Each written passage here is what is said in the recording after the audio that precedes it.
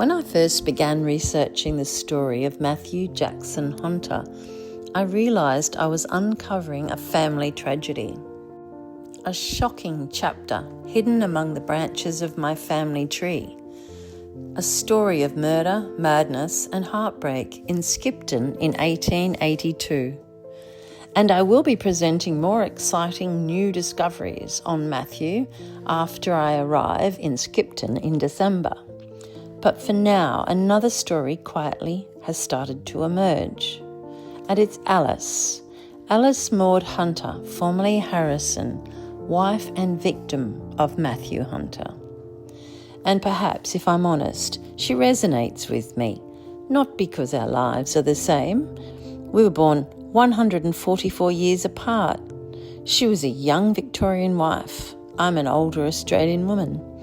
She lived in a world of corsets, coal fire and horse-drawn carts. I live in a world of smartphones, artificial intelligence and aeroplanes.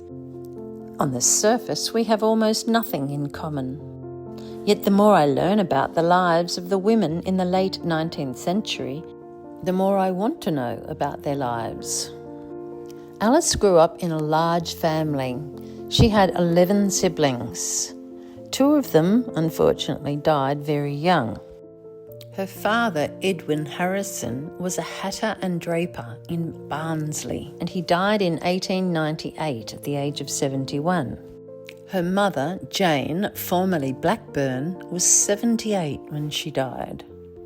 The family employed 2 servants to help with the 11 children. In the 1800s, a woman's identity was largely defined by the men in her life. Firstly, her father, and then her husband. Marriage wasn't simply about love, it was security, respectability, and survival. If the family could afford it, unmarried daughters stayed at home as domestic helpers.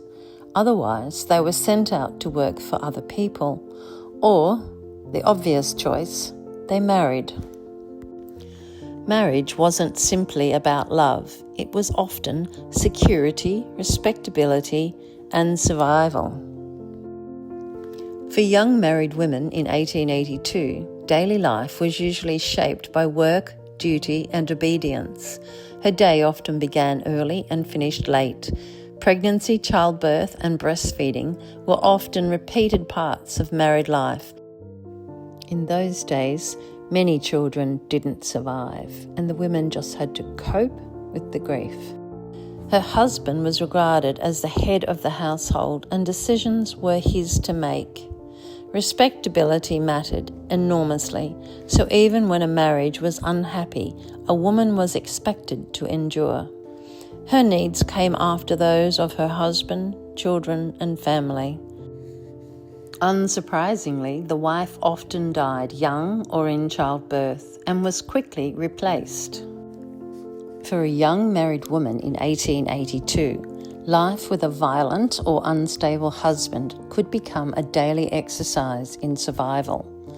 What we now recognise as domestic abuse, coercive control, or psychological intimidation was often dismissed as a private matter between husband and wife.